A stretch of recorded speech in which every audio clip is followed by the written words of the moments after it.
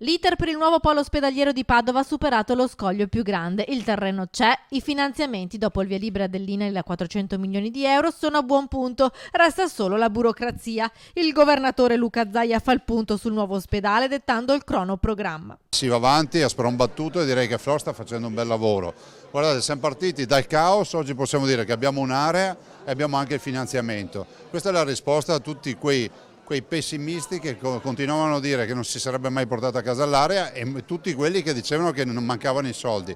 Abbiamo le due componenti fondamentali, il sedime e le risorse. Adesso si tratta di partire, però 2034 mi sembra molto in là, direi molto prima. Mediamente realizzare un'opera in Veneto, dal momento in cui la si pensa a un ospedale, passano circa 8-10 anni. Questi sono i tempi che avremo, cioè, penso dai 7, 8, 9 anni. Il nuovo ospedale dunque potrebbe essere pronto ben prima del 2034, data prevista dal direttore generale del settore sanità Mantoan. Il governatore rassicura poi i padovani anche sul futuro dell'ospedale Sant'Antonio. Nessuno toglie l'ospedale cittadino, se c'è solo una riorganizzazione avranno servizi più di prima e meglio di prima, perché poi l'organizzazione va nella direzione di dare servizi ai padovani.